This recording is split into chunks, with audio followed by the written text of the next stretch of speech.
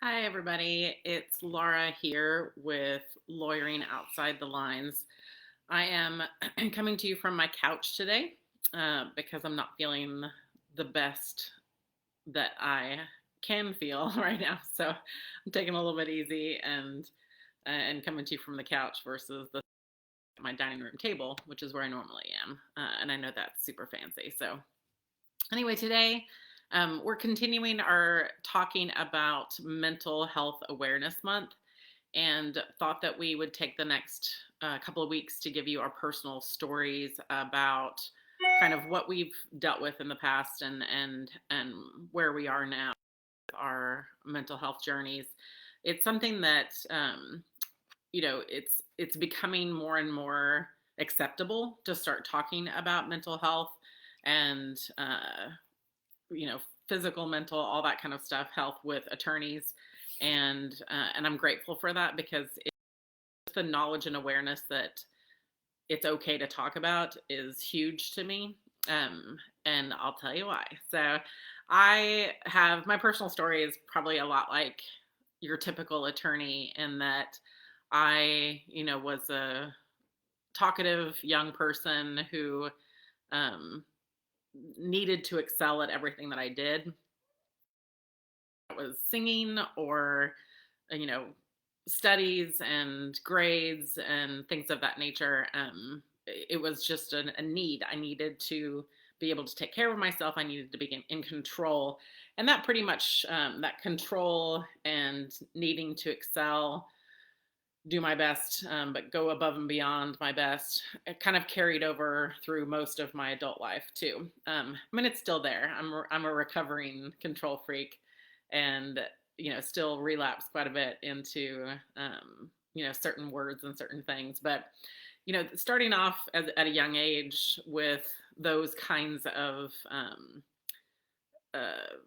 issues in my head of needing to, expecting that I was going to, get A's and that I was going to graduate from college with two majors and a minor, and that I was going to go to law school, and then definitely going to pass the bar, that kind of thing. I just expected these things of myself, and those expectations, that to me is a four-letter word, the word expectation. I know it's not really a four-letter word, but you kind of get what I'm talking about. It's such a dangerous word because those expectations that I placed on myself, I also placed on other people. And what I noticed, kind of looking back, especially looking back, but noticed even at the time, is whenever people didn't meet my expectations, which was almost always, then I just got angry. I was a fairly angry person. Tiny little things would set me off uh, and just make my blood pressure rise. And I mean, I wasn't a mean person, but I just was angry a lot at people not doing what I thought they were supposed to do, or whatever it might be. And all of that, kind of build up of the control and the expectations and the anger and my needing to excel at everything, kind of came to a head. Many of you know that I worked for Thomson Reuters Westlaw for a lot of years, and I was transitioning from Houston to Chicago for a new job there, and that's kind of when things started to go awry. I would say I was in my early 30s, and I think early 30s, mid 30s, something like that.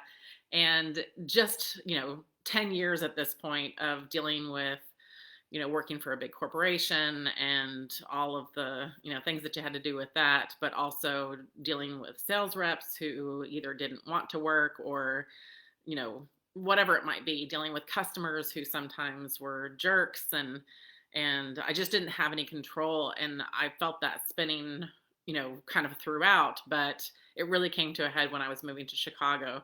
And I was in Chicago for a couple of years, and actually changed jobs with the company at one point because of what I didn't know until later. I did not know this at all. I just thought that I was stressed. The word stress was constantly in my life. I started having panic attacks and not knowing that that's what they were. And I, you know, those panic attacks were basically manifesting as, just extreme crying fits, and I couldn't stop crying. And because when I'm mad, I cry. It's one of those character traits that bugs me because I can't properly convey how mad I am if I'm crying. I think that probably a lot of people can feel like, they can relate to that. But those panic attacks were starting to get real. And again, I didn't know that that's what they were at the time. I thought I was just frustrated and stressed. But when I decided to quit my job, I thought, my life is just not going the way that I want it to go. And so I say that I quit my life. I put my stuff in storage in Chicago. I quit my career with Thomson Reuters West, which was a big decision for me because there's not a second income in my life. And I just quit with no other thing lined up. I needed to take a break. And it's kind of one of those old adages of, I don't know if it's an adage or if it's just something that a lot of us know, is that person who retires and then dies of a stroke or a heart attack a few months later. That's kind of what my 2015 was. And I thought that by quitting and, putting my stuff in storage and taking some time to travel and visit friends and family, that would help alleviate some of that stress. But it actually just created a different kind of stress for me that, again, manifested itself in just sobbing attacks and not being able to sleep. I've always had a sleeping problem, but it got to a point where I got back from a trip and was at a friend's house in Minnesota for kind of the intended start of a long road trip, basically, because I wasn't working at the time. I was going to go visit friends and have a long road trip. Anyway, I woke up in Minnesota at my friend's house and had a right hand that was numb. And then I got lightheaded, and then I took an apartment near my family in Northwest Arkansas to go to doctors and figure out what was happening, because I, couldn't figure out what was happening. I was having electric shocks in my body. I was having tingling in various places in my legs. And, it turns out, took a while, but I was diagnosed with multiple sclerosis. And I will say that, I have probably the best form of MS that you could have, in that it is really managed for the most part. I don't have daily life interferences with things. I can live normally for the most part, knowing that I have a chronic illness. But it was just kind of like a devastating period of time in 2015. And I even was diagnosed when I was in Washington, D.C., living there for a little short period of time, working for an NGO, a nonprofit there that was anti-human trafficking based. And anyway, I started doing therapy for the first time. If I would encourage you to recognize that there are a lot of states, a lot of jurisdictions have a free lawyer's assistance program. And therapy for me was never even a thought, because I didn't know anybody who was in therapy. It's not like it was a bad thing. It was just, I didn't, have a bad negative connotation about it. I just didn't know about it being helpful necessarily, because I didn't know too many people who talked about being in therapy, even if they were. And I utilized our JLAP program because I am a licensed attorney in Arkansas. And the JLAP program, Judges Lawyers Assistance Program, it really kind of helped save my life, because the therapist that I had there, I was able to see her even when I was living in DC for a few months, because I started with her before I got my official diagnosis and everything. It was when I was having these panic attacks, and I had lightheadedness and numbness and tingling and all this kind of stuff, and I couldn't figure out what was wrong. And a friend of mine suggested me reaching out to JLAP, and I've, part of my control freak issue is not spending money on things that I think are unnecessary. And that's probably one of my biggest hindrances to therapy. Was I remember going to a therapist up in Northwest Arkansas when I got that apartment, and it was like a $250 session.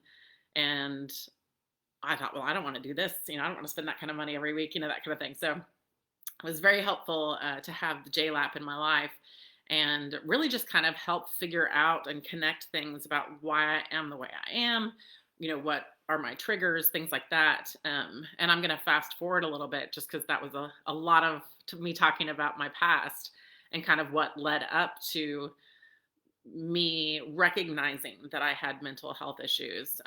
I did have a very negative connotation about the idea of mental health issues because I do have family that have more severe, outwardly severe kind of symptoms and things with depression and behavioral kind of issues, and I just had this negative connotation. And it was really it was such a light switch moment for me when I started going to therapy and recognizing that, she can help hear things that I'm saying and connect them to behaviors that I'm having or that I'm talking about, that I have, and even the multiple sclerosis and the stress in my life and things like that. Those are it was just very eye-opening for me. So I encourage everybody to, if you are struggling with something, it's a confidential situation, and it's, I think it's in most jurisdictions, if not all, it's free. And it can be just a starting point to have that conversation with someone. It's a third party who's not involved in your life, who doesn't have a stake in certain aspects of your life. It's just so valuable to be able to have that conversation and, have them kind of spit back words at you. I don't know if some of you are, I've been trained as a mediator. I don't keep that as an active thing that I do, but I have been trained as a mediator. And to me, the therapy is kind of like mediation in that you're helping people to communicate and actually hear the words that are being said. And when it comes to therapy, they're helping you to understand the words that you're saying in a deeper way, and recognize that whether it's, alcohol that you're turning to, whether it's panic attacks that you're having. For me, it was a lot of combinations of things. I didn't struggle with substance abuse, which I'm grateful for because I do also have that in my family. I think that's partially why I stayed away from it during my more depressed times. But it's one of those things that because I did that work and because I continue to do that work, I have changed as a person, and I really am a lot more aware and a lot more empathetic and a lot more conscious of things that I'm saying and doing and how they affect me, not only other people, but also myself, because like a lot of people, unless you're a narcissist, you look outwards and you want to please other people, you want to help other people, that kind of thing, but you tend to put yourself on the back burner. And the awareness of, how the things that I'm doing or saying are affecting me as opposed to just other people, it's a huge change for me. And it's a continued, it's like the recovery is real. And I don't want to compare what I've dealt with to substance abuse recovery, but it is a constant awareness, and it is a constant, day by day working on things, and I have good days and bad days, but I've gotten to a place where I'm very content and happy with my life. And a lot of that I attribute to therapy and, doing the work for, just being aware of and recognizing and acknowledging that I had depression and anxiety and things that I, wanted help with because I didn't want to stay the same way that I was.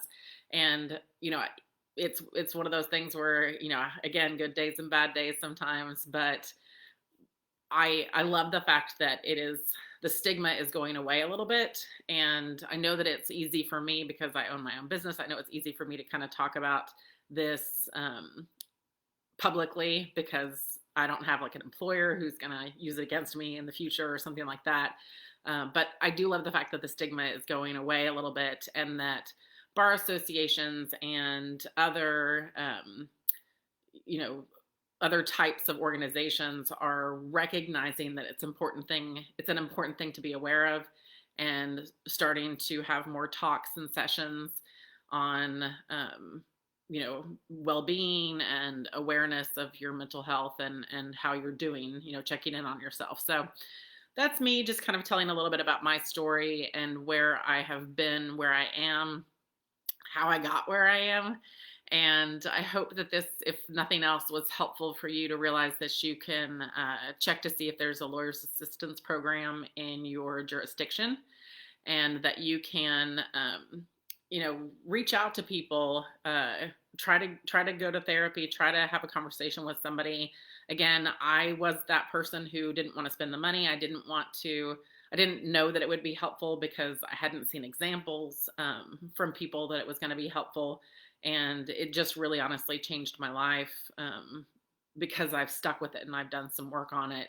And I wish the same for you. So just, this month, every month, every day, I think you should check in with yourself and check in with your mental health.